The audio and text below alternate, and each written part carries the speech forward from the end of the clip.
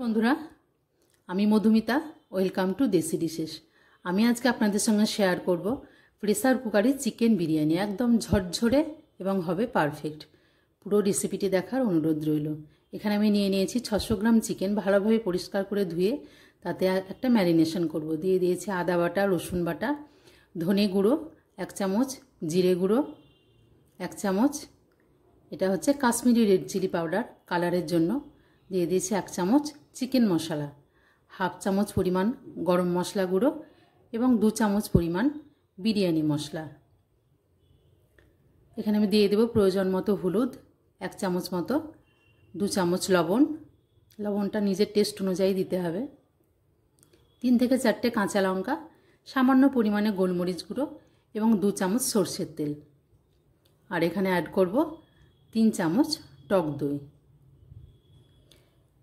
Chicken বিরিয়ানির কিন্তু ম্যারিনেশনটা খুব ভালোভাবে করতে হবে, তাহলে চিকেনের যে ফ্লেভার সেটাও কিন্তু খুব সুন্দর বিরিয়ানির মধ্যে চলে যাবে। মশলাগুলোকে খুব ভালোভাবে একটা চামচের সাহায্যে ম্যারিনেশন করে আমি আধ ঘন্টার জন্য রেখে দেব। এখানে একটা প্রেসার কুকারের মধ্যে নিয়ে নিয়েছি পেঁয়াজগুলোকে কুচি করে নিয়েছি। 4 থেকে 5টা হবে মাঝারি সাইজের পেঁয়াজগুলোকে হাই ফ্লেমে এভাবে লাল করে ভেজে তুলব। তবে সব পেঁয়াজ ভেজে তুলব না, কিছু পেঁয়াজ থেকে যাবে। এখন আমি এর মধ্যে দিয়ে দেব কিছু শুকনো মশলা, তেজপাতা, শুকনো লঙ্কা, দারচিনি, লবঙ্গ, এলাচ, সাজিরে এবং সামরিচ। এই ফোড়নগুলো একটু ভাজা ভাজা করে নেব। ভাজা হয়ে গেছে। এবার আমি যে চিকেনটা ম্যারিনেশন করে নিয়েছিলাম সেটা এর মধ্যে দিয়ে দেব।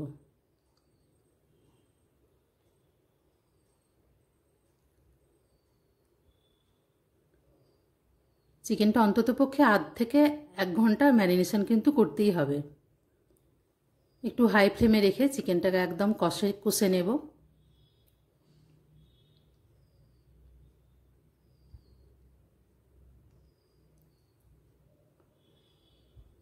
চিকেন থেকে কিন্তু জল ছাড়তে শুরু করেছে। এখন এই অবস্থায় কিন্তু চিকেনটা একটু মিডিয়ামে করে দেব, যেহেতু চিকেনে সব রকম মশলা আগে থেকে মেশানো আছে, তা নতুন করে আর কোনো মশলা মেশানোর এখানে দরকার নেই। চিকেনটাকে মিডিয়ামে রেখে কিন্তু একদম সুন্দরভাবে কষিয়ে নিতে হবে। চিকেন থেকে সম্পূর্ণ তেল ছাড়তে শুরু করে দিয়েছে। চিকেনটা প্রায় হাফ ডান হয়ে গেছে, হাফ সেদ্ধ হয়ে গেছে। এখন ধনেপাতা আমি উপর থেকে একটু ছড়িয়ে দিলাম।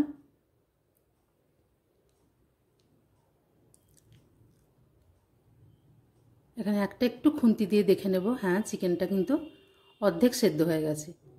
এবার আমি এখানে এই কাপের মাপে 2 কাপ চাল নিয়েছি। চালটা কিন্তু 10 থেকে 15 মিনিট আগে আমি ভিজিয়ে রেখেছিলাম।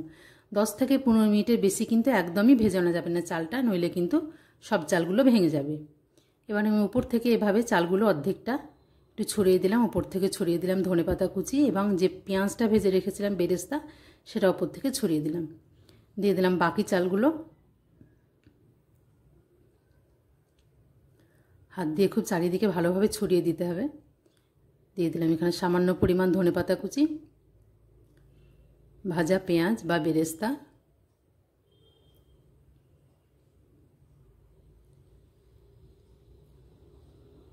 এখানে 2 কাপ চালের জন্য 2 চা চামচ আমি এখানে লবণ অ্যাড করব।